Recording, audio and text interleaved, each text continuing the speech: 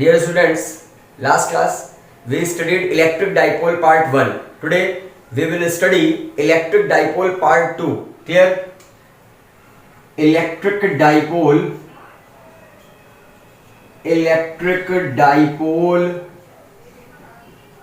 part 2. बेटा electric dipole part 1 में हमने पढ़ा था electric field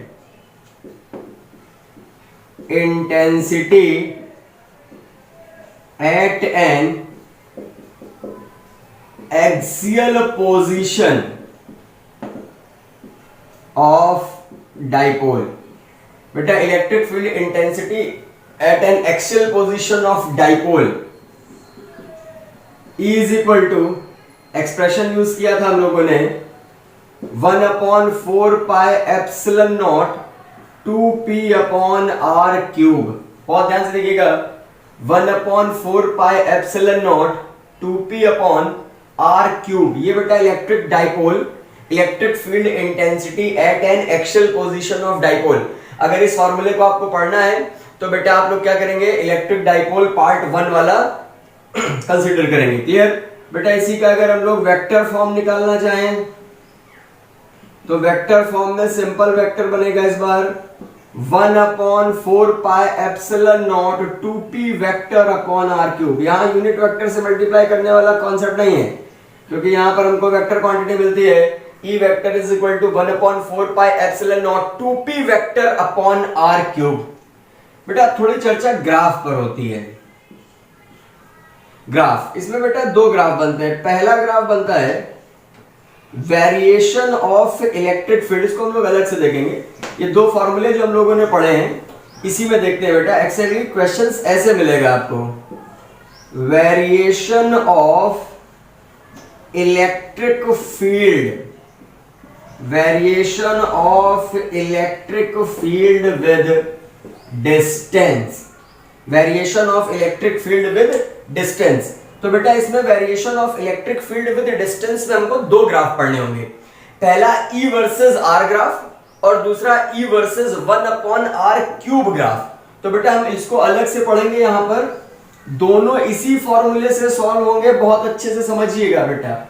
and the expression is 1/4 pi epsilon not 2p upon r cube. बेटा p क्या है, where p is electric dipole moment, electric dipole moment। बेटा यहां से पहला ग्राफ हम लोग पढ़ते हैं E वर्सेस R ग्राफ। यहां पर दो पार्ट बेटा इसके हम कर दे रहे हैं। आपको पहला ग्राफ हमें पढ़ना देखना है E वर्सेस R ग्राफ। बेटा अगर आप ध्यान से देखो तो E inversely proportional to R cube है।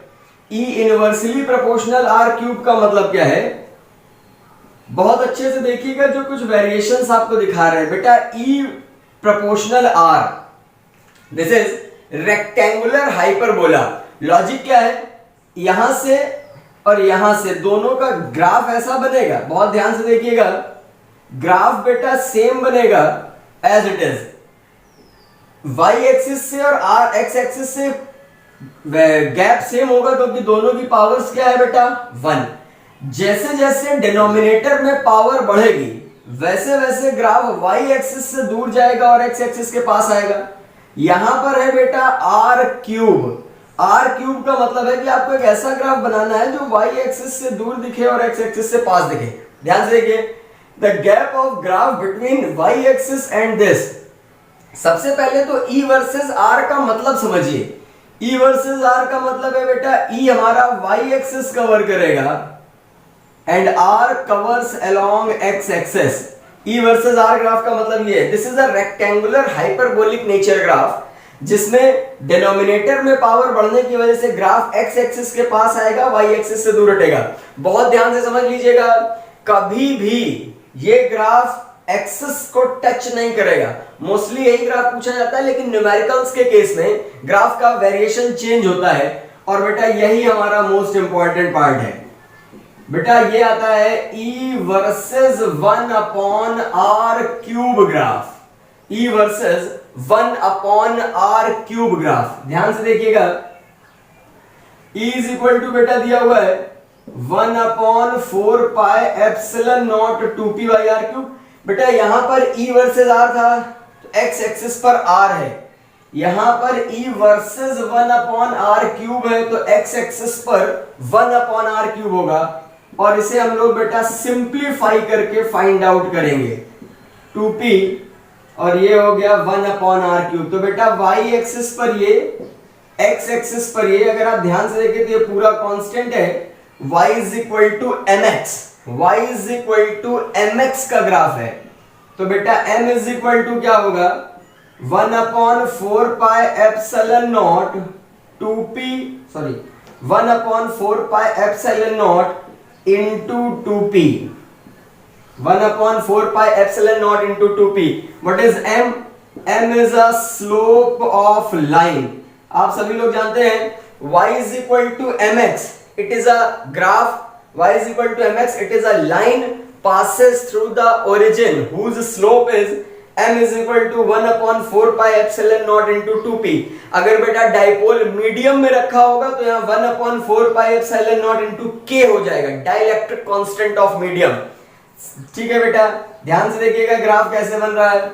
ग्राफ क्या होगा और कौन सा वेरिएशन होगा, y एक्सिस पर E और x एक्सिस पर 1/r³, और इसका ग्राफ ऐसे बनेगा, it is a theta and m is equal to tan theta. सभी लोगों ने पढ़ा है, तो यहां से बेटा जो ग्राफ बनेगा, this is m is equal to tan theta 1/4πε0 into 2p, where 2p is electric dipole, sorry, p is electric dipole moment of electric dipole। बेटा ये दो तरह के ग्राफ आपसे पूछे जा सकते हैं। पहला ग्राफ पूछा जा सकता है E वर्सेस R, और दूसरा पूछा जा सकता है E वर्सेस 1/r³। क्लियर? तो ये कहानी है बेटा electric field intensity at an axial position. इसमें मैंने एक आर्टिकल और पढ़ाया था, इलेक्ट्रिक फील्ड जब भी एक्सियल पोजीशन पर फाइंड करते हैं तो direction of electric field, direction of electric dipole moment दोनों एक दूसरे के पैरेलल होंगे। Angle between P vector and E vector is always 0। Clear? अब हम लोग बेटा चर्चा करते हैं electric field at an equatorial position. बहुत ध्यान से देखिएगा, इक्वेटोरियल पोजीशन। चलिए इधर देखते हैं बेटा, our second article is electric field at an equatorial, equatorial को ब्रॉड ऑन भी बोलते हैं, equatorial position of dipole. Mostly बेटा यही इंपॉर्टेंट है, ज्यादातर क्वेश्चंस में यही पूछा जाता है। इसके बाद हमारा एक आर्टिकल आएगा जनरल पोजीशन पर, उस पर भी हम लोग चर्चा करेंगे। बेटा जरा पोजीशन देख लीजिए डाइपोल की। बेटा ये है नेगेटिव चार्ज, ये है पॉजिटिव चार्ज, ये डाइपोल है। डाइपोल की मिड डिस्टेंस हमेशा हम लोग 2a लेते हैं। क्लियर? अब बेटा हमको इक्वेटोरियल पोजीशन चाहिए। इक्वेटोरियल पोजीशन का मतलब है परपेंडिकुलर बाइसेक्टर ड्रॉ करिए। दिस इज परपेंडिकुलर बाइसेक्टर, तो ये भी a हो गया, और बेटा this distance is also known as a।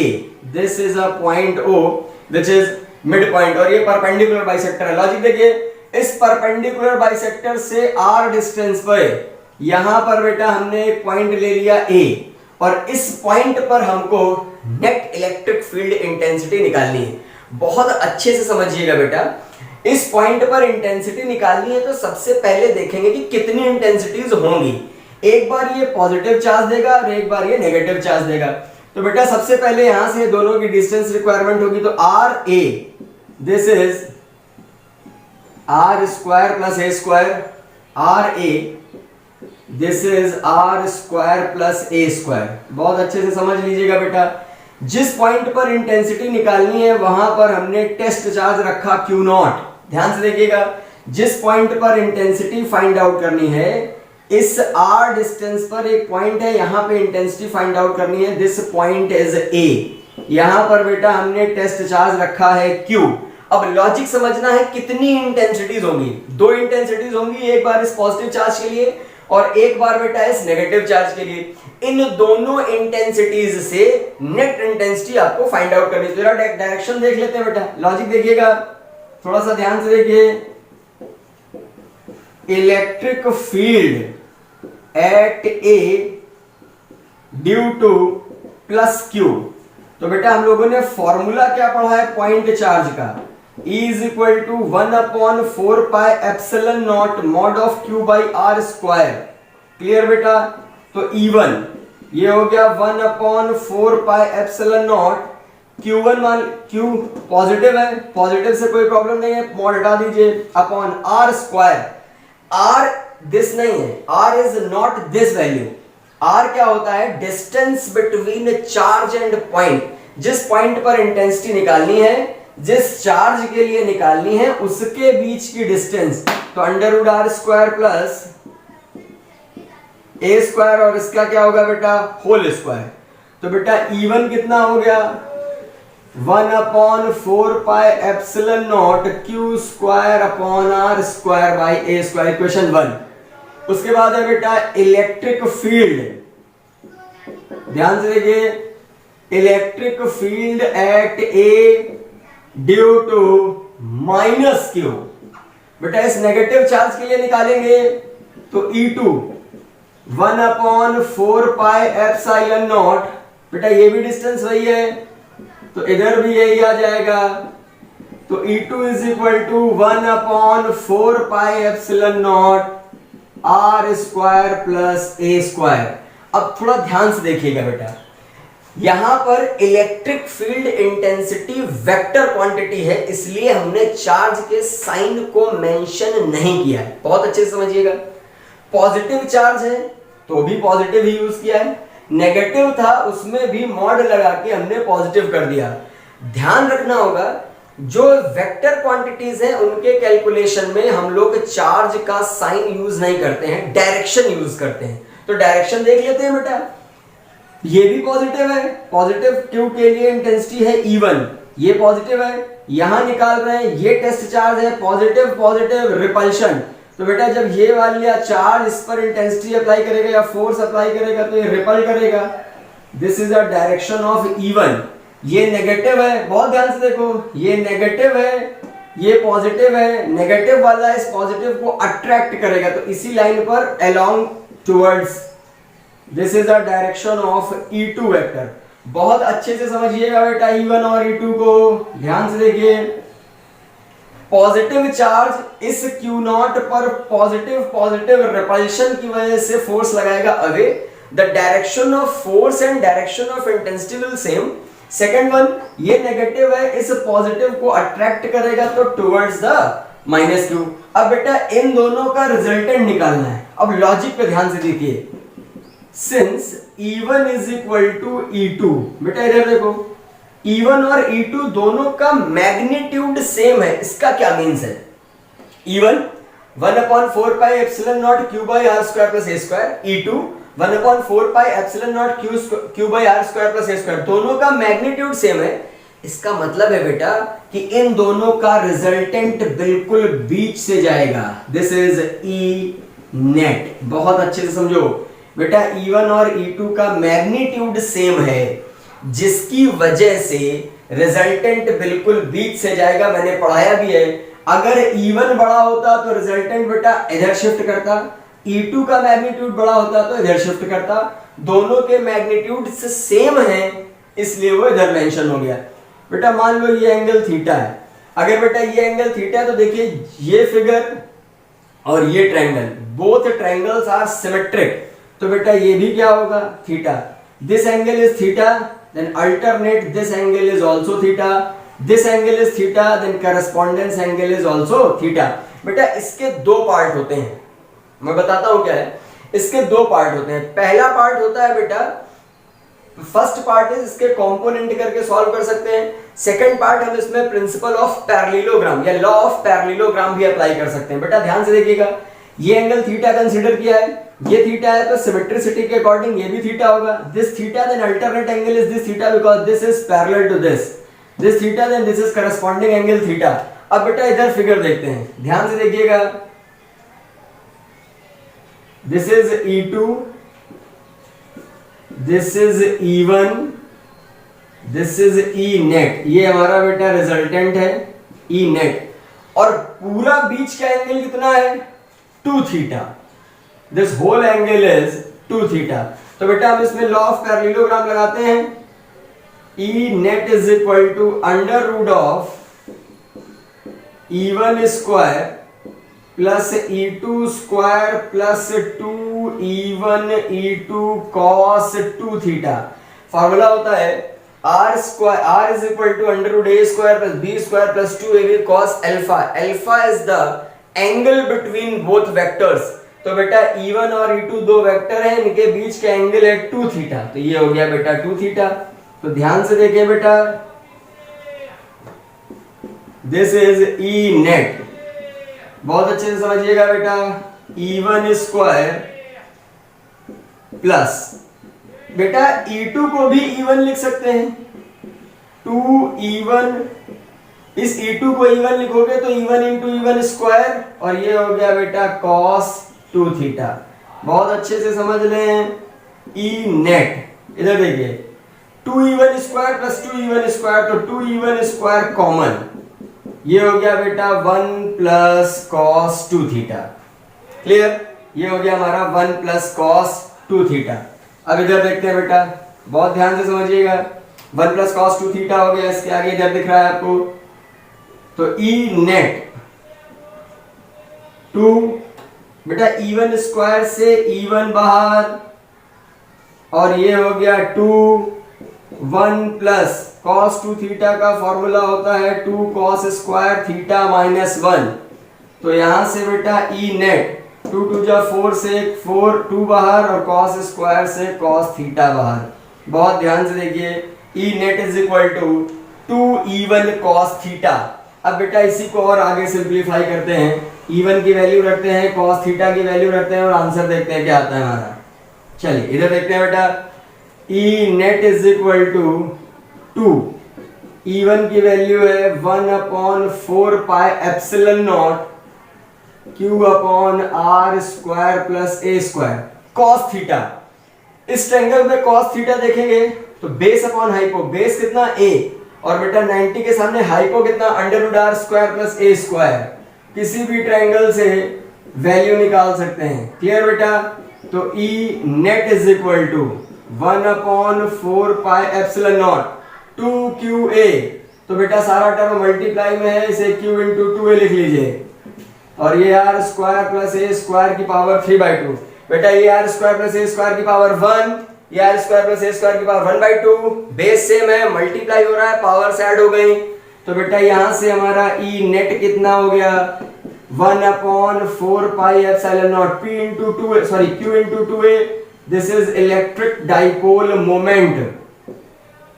पढ़ाया है, Q is equal to 2A को हम लोग P कहते हैं। फिर वही assumption, R greater than A, तो बेटा A स्क्वायर क्या होगा नेग्लेक्टेड। ये बेटा हम लोगों को कंसीडर करके ही चलना है। क्या कंसीडर करके चलना है, इस पे भी थोड़ी चर्चा कर देते हैं। बेटा जो A है, A is a distance between charges of dipole. जैसे मैं ऑक्सीजन मॉलिक्यूल की बात करूं O2, तो बेटा एक ऑक्सीजन एटम जिसकी डिस्टेंस हो गई, तो एक पॉजिटिव एक नेगेटिव, ये डाइपोल तो है, इसके बीच की जो बेटा डिस्टेंस है वो एंगस्ट्रॉम ऑर्डर की होती है। एंगस्ट्रॉम ऑर्डर का मतलब है 10 टू द पावर -10 मीटर, बहुत छोटी वैल्यू है। हम जो R कंसीडर करते हैं मिड पॉइंट से एक वेरिएबल डिस्टेंस, वो बेटा मिड पॉइंट से वेरिएबल डिस्टेंस है R, वो डिस्टेंस सेंटीमीटर में कवर करी जाती है। तो बेटा वो 10 की पावर -2 मीटर है, तो 10 की power -2 metre is much greater than 10 to the power -10 metre. तो E net is equal to, इसीलिए बेटा हम लोग A स्क्वायर को नेग्लेक्ट करते हैं। E net is equal to 1/4 pi epsilon not, A square को हटा दीजिए तो R स्क्वायर की पावर 3/2। तो यहां से बेटा E net is equal to मिलेगा 1/4 pi epsilon not P upon R cube. बेटा सिंपल देखो, यहां से भी आपको E inversely proportional to R cube ही है, जैसा हमको एक्सियल पोजीशन पर मिल रहा था, तो दोनों ग्राफ सेम बनेंगे, दोनों ग्राफ सेम बनेंगे। ई वर्सेस आर जैसा एक्सियल में वैसा ही इक्वेटोरियल में, ई वर्सेस 1/r³ जैसा एक्सियल में वैसा ही इक्वेटोरियल में। क्लियर बेटा, ध्यान से देखिए। तो आप ग्राफ, उसके दोनों ग्राफ मेंशन कर लीजिएगा। ई वर्सेस आर में जैसा एक्सियल में है वैसे ही इक्वेटोरियल में बनेगा, ई वर्सेस 1/r³ में जैसा एक्सियल में है वैसा ही इक्वेटोरियल में बनेगा, केवल स्लोप में चेंजमेंट होगा। एक्सियल में 2 था तो वहां स्लोप 1/4πε0 into 2p थी, एक्सियल में 2 नहीं है तो यहां पर स्लोप 1/4πε0 into p हो जाएगी। क्लियर। अब बेटा इधर देखो, ध्यान से देखिएगा। It is a electric field at an equatorial position of dipole 1/4πε0 p/r³। चलिए अब थोड़ा सा इंपॉर्टेंट पार्ट देख लेते हैं बेटा।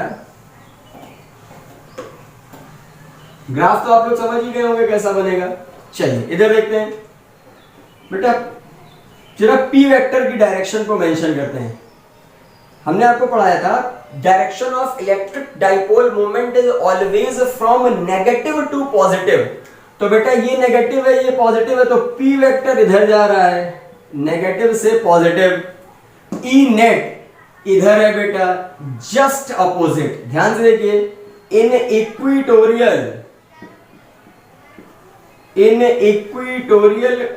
Position of dipole, in equatorial position of dipole electric field intensity यानी E net and P vector are anti parallel. ध्यान से देखिए बेटा, एंटी पैरेलल है, पी वेक्टर माइनस से प्लस इधर, ई नेट इधर, therefore angle between E net and P vector is 180 degree. बेटा इलेक्ट्रिक डाइपोल की इक्वेटोरियल पोजीशन पर, इलेक्ट्रिक डाइपोल की इक्वेटोरियल पोजीशन पर नेट इलेक्ट्रिक फील्ड और P vector electric dipole moment इसके बीच का एंगल होता है 180 डिग्री। क्लियर बेटा। चलिए नेक्स्ट पॉइंट देखते हैं जरा आप लोग ध्यान से। बेटा ई एक्सियल हम लोगों ने पढ़ा है 1/4πε0 2p/r³। बेटा ई इक्वेटोरियल पढ़ा है 1/4πε0 p/r³। बेटा यहां से डिवाइड कर दें, ई एक्सियल अपॉन ई इक्वेटोरियल। जब आप डिवाइड करेंगे तो सारे आर्टिकल्स कैंसिल होकर यहां बचेगा 2, तो यहां से बेटा ये भी याद रखेंगे E axial is equal to 2 times of E equatorial. अगर आपको एक्सियल पोजीशन पर इंटेंसिटी दी गई है इक्वेटोरियल पे फाइंड कर सकते हैं, इक्वेटोरियल पर दी गई है तो बेटा हम लोग एक्सियल पर फाइंड आउट कर सकते हैं। क्लियर। तो ये है बेटा electric field intensity at an axial position of dipole at an equatorial position of dipole. Electric field intensity at general position of dipole. General position of dipole पर electric field find करने के लिए पहले आप दो चीजें समझ लें। एक्सियल क्या है बेटा, ये हमारा डाइपोल है, this is negative this is positive. तो एक्सियल का मतलब है इसी लाइन पर अगर मिल गया तो एक्सियल, परपेंडिकुलर पर मिल गया तो इक्वेटोरियल। बेटा इन्हीं दोनों का यूज करना है। थोड़ा सा दो फॉर्मूले हम लोग लिख लेते हैं। ई एक्सियल 1/4πε0 2p/r³, ई इक्वेटोरियल 1/4πε0 p/r³। अब बेटा जब हम लोग जनरल पोजीशन पर इंटेंसिटी फाइंड आउट करेंगे तो उसको दो डाइपोल्स में कन्वर्ट करेंगे। देखिए कैसे, बहुत ध्यान से समझिएगा। ये है बेटा -q, ये है बेटा हमारा +q। ये मिड पॉइंट है, डिस्टेंस 2a। क्लियर। डिस्टेंस पे ही सारा खेल होगा। ये है बेटा distance 2a, this is a, this is a and this is mid point. r distance पर बेटा हमने यहां पर एक पॉइंट लिया है a। थीटा एंगल पर। क्लियर? ये थीटा बन कहां से रहा है, थोड़ा इस पे भी चर्चा करेंगे। बेटा मैं आपसे बोलूं कि आर ये है और इस आर को, यानी ये लाइन ज्वाइनिंग है, ध्यान से समझिएगा, दिस इज लाइन ज्वाइनिंग। अरे ये लाइन है, ये लाइन ज्वाइनिंग बेटा चार्जेस की है, हमें इस पॉइंट पर इंटेंसिटी मिलानी है, तो जो डाइपोल से हम कनेक्ट कर रहे हैं वो भी हमारी एज अ लाइन ज्वाइनिंग ही काम करेगी। अब मैं आपसे बेटा एक चीज पूछूं कि आर वेक्टर, सपोज दैट इस ओ मिड पॉइंट के रिस्पेक्ट में ये आर है, तो ये बेटा हो गया हमारा आर वेक्टर इसी डायरेक्शन में, ओ ए। क्लियर? ओ ए वेक्टर जो है ये हमारा आर वेक्टर है। बहुत ध्यान से देखिएगा बेटा, मैं थोड़ी देर के लिए इसको रफ कर रहा हूं। अब इधर आइए, इस डाइपोल का इलेक्ट्रिक मोमेंट अभी बेटा जो हमारा बी और सी डाइपोल है, ध्यान से देखिए, dipole moment of dipole BC. बेटा ये जो डाइपोल बीसी है उसका तो डाइपोल मोमेंट P है, P is equal to Q into 2A। अब इसी डाइपोल को हम दो अलग अलग डाइपोल्स में, एक बार इसको एक्सियल पर लाएंगे और एक बार हम लोग इक्वेटोरियल पर लाएंगे। ध्यान से समझिएगा, ये बेटा दिख रहा है आपको ऐसे। मैं आपसे पूछूं P वेक्टर किधर है, बहुत ध्यान से देखिएगा। P vector, direction of P vector is always from negative to positive. तो बेटा P वेक्टर अगर आप ध्यान से देखो तो इधर काम कर रहा है, इस पॉइंट पर P वेक्टर लगाओगे तो ये नेगेटिव से पॉजिटिव ऐसा काम करेगा। बेटा समझना है, मोस्ट इंपॉर्टेंट आर्टिकल है, ध्यान से देखिएगा। ठीक है बेटा, ये P वेक्टर हो गया। बेटा this is P vector from negative to positive, हमने इसको ओरिजिन से कंसीडर किया। अब इस डाइपोल को एक्सियल पोजीशन क्या होती है बेटा, एक्सियल पोजीशन जिस पॉइंट पर इंटेंसिटी निकालना है डाइपोल मोमेंट उधर ही काम करेगा। इक्वेटोरियल पोजीशन जिस पॉइंट पर इंटेंसिटी निकालनी है डाइपोल मोमेंट अपोजिट काम करेगा। अभी पढ़ाया है बेटा, अभी मैंने आपको ये पढ़ाया था पिछली क्लास में, एक्सियल पोजीशन पर इलेक्ट्रिक फील्ड इंटेंसिटी और डाइपोल मोमेंट दोनों पैरेलल होते हैं, मतलब सेम डायरेक्शन में। तो बेटा इधर देखो, ये P वेक्टर है, इसको एक बार हम अलोंग द लाइन कवर करेंगे और एक बार हम लोग perpendicular to the line cover करेंगे, तो दो सेगमेंट मिलेंगे। ध्यान से देखना, इस P का बेटा आप एक बार इधर कंपोनेंट करिए, इधर देखो ये P ऐसे लगा हुआ है, इसको ऐसे घुमा के लाएंगे बेटा, ये देखिए दिस इज P, इसको अलोंग द लाइन घुमाओगे तो कितना एंगल घुमाया, थीटा। तो बेटा इधर एक कंपोनेंट हो गया along the line, this is P cos theta, इसे हमने P1 मान लिया। और बेटा इसके परपेंडिकुलर जो कंपोनेंट हो गया, इसे बेटा हम लोगों ने P sin थीटा ले लिया, दिस इज P2। इधर देखिए, इस P को along the line लिया P sin थीटा, इसी P को इस लाइन के परपेंडिकुलर लिया तो P sin theta, this is P2। अब बेटा हमारे पास दो डाइपोल हो गए, एक डाइपोल जिसका dipole moment P cos theta है, उसके लिए ये पॉइंट देखो अलोंग द लाइन है, एक्सियल पोजीशन। एक डाइपोल जिसका dipole moment P sin theta है, वो लाइन ज्वाइनिंग के परपेंडिकुलर हो गया। बहुत ध्यान से देखिए, यानी इस डाइपोल मोमेंट के लिए ये पॉइंट इक्वेटोरियल हो गया और इस डाइपोल मोमेंट के लिए ये पॉइंट हमारा एक्सियल पोजीशन शो कर रहा है। अरे बेटा कुछ समझ में आ रहा है, बहुत ध्यान से देखिएगा। और दोनों एक दूसरे के क्या है, परपेंडिकुलर। बेटा ध्यान से सुनिए, माइनस से प्लस ये P वेक्टर काम कर रहा था, डाइपोल मोमेंट वेक्टर। इस डाइपोल मोमेंट को हमने दो पार्ट में कवर किया, पहला along the line P cos theta, दूसरा perpendicular to the line P sin theta. अरे बेटा समझ लो, परपेंडिकुलर टू द लाइन क्या होगा, P sin theta, P1 P2। अब बेटा इसी के आगे हम लोग थोड़ा सा सिंप्लीफाई करेंगे, इसको मैं रफ कर रहा हूं, इधर देखिए।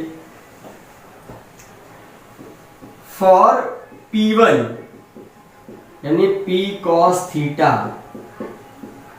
पॉइंट ए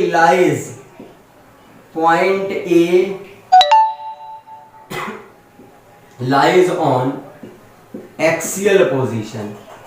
बेटा P1 के लिए ये पॉइंट एक्सियल पोजीशन पर है। तो बेटा हमने पहले ई एक्सियल का फॉर्मूला यूज किया, 1/4 पाई एप्सिलॉन नॉट को मैंने k ले लिया, बाद में चेंज कर लूंगा, k 2p/r³। ये एक्सियल का फॉर्मूला है, तो इसको मान लो E1, k 2p की जगह P1/r³, क्योंकि डिस्टेंस हमारी r है, नो प्रॉब्लम। E1 आ गया बेटा। फॉर P2 यानी P sin theta, point A lies on equatorial line, point A lies on equatorial line. तो ई इक्विटोरियल का formula, this is k p/r³। तो बेटा यहां से E2 हो गया k p2/r³। वैल्यू क्या हो गई 2।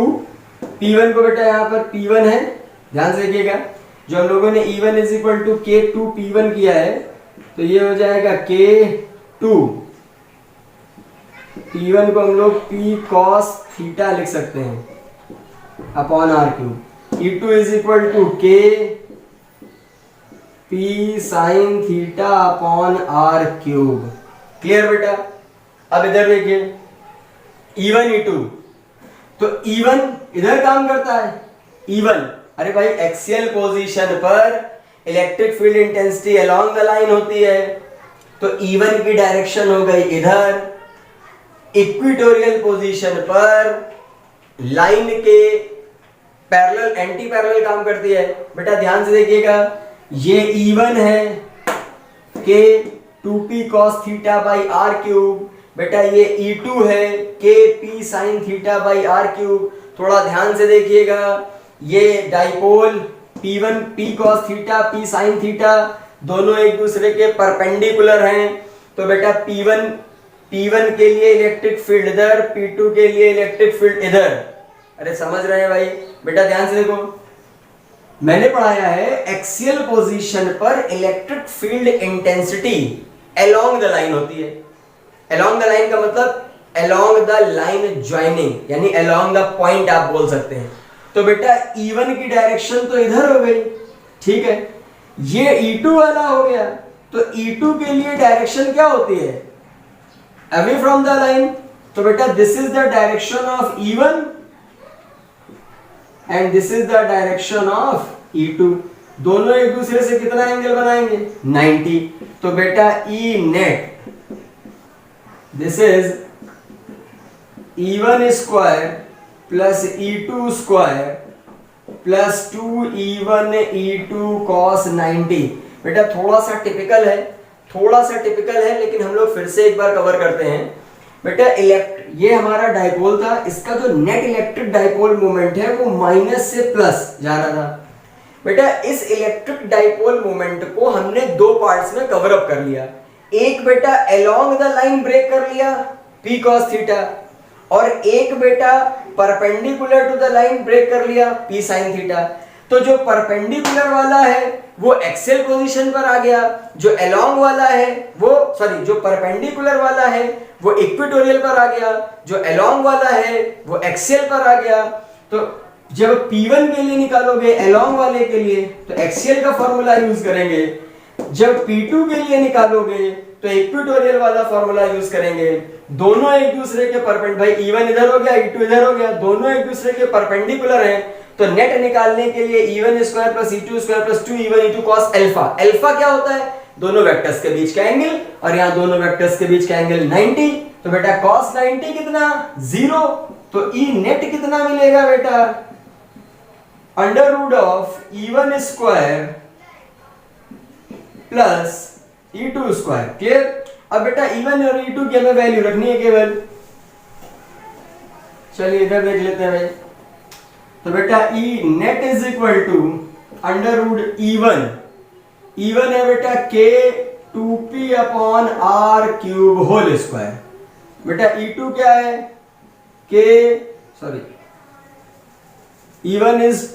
E1 की वैल्यू है बेटा k 2p cos theta by r cube whole square, और ये है बेटा k p sine theta by r cube whole square.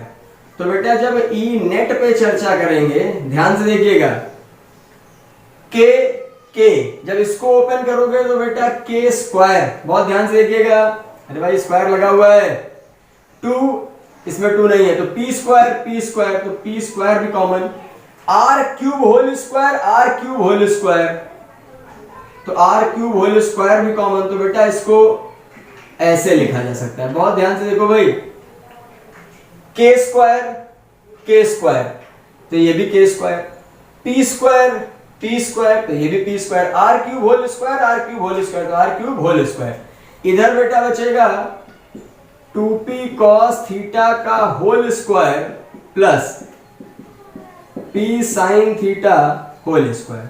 बहुत ध्यान से देखिए, तो बेटा E नेट, ध्यान से देखिए, इस होल स्क्वायर से एक टर्म बाहर हो गया, kp by r cube under root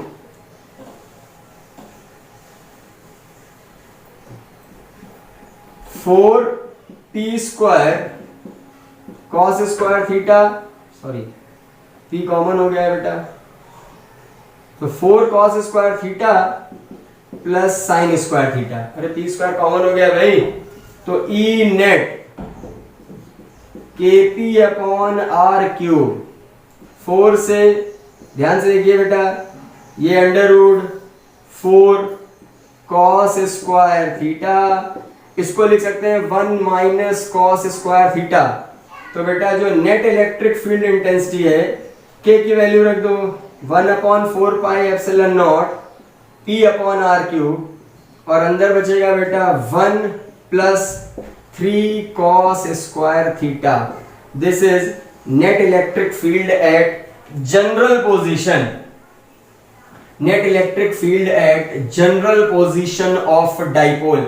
अब बेटा ये फॉर्मूला अगर आप याद रखें तो यहीं से सारे आर्टिकल बनते हैं। मैं आपसे बोलूं फॉर एक्सियल पोजीशन, तो एक्सियल पोजीशन के लिए थीटा रखिए 0 डिग्री, तो बेटा यहां से ई एक्सियल, इधर देखिएगा 1 upon 4 pi epsilon not p upon r cube into 1 plus 3 cos square theta है। एक्सियल पोजीशन के लिए थीटा 0 का मतलब cos 0 का मतलब 1, तो 1 प्लस 3 का मतलब बेटा 4 से बाहर कितना आएगा 2, तो 1 upon 4 pi epsilon not 2p by r cube, और ये फॉर्मूला हम लोग पीछे डिराइव कर चुके हैं। क्लियर बेटा, मैं बात करूं फॉर इक्वेटोरियल पोजीशन, थीटा रखते हैं बेटा 90, तो E equatorial 1 upon 4 pi epsilon not p by r cube 1 plus 0, अरे cos 90 रखेंगे, cos 90 0, तो ये पूरा 0 हो गया 1, तो यहां से बेटा E इक्वेटोरियल क्या होगा 1 upon 4 pi epsilon not p by r cube, ये भी आप पीछे डिराइव कर चुके हैं। तो ये है बेटा electric field intensity eight a general position and equatorial position. General position वाला बेटा थोड़ा सा टिपिकल है, एक बार खुद से आप प्रैक्टिस करेंगे तो आप लोगों को आ जाएगा। क्लियर बेटा, नेक्स्ट क्लास में हम लोग इसी एक्सियल, इक्वेटोरियल और जनरल पर कुछ क्वेश्चंस ट्राई करेंगे। क्लियर राइट नाउ, बहुत अच्छे से समझिए बेटा, थोड़ा प्रैक्टिस करनी पड़ेगी। क्लियर, नोट करिए इसको।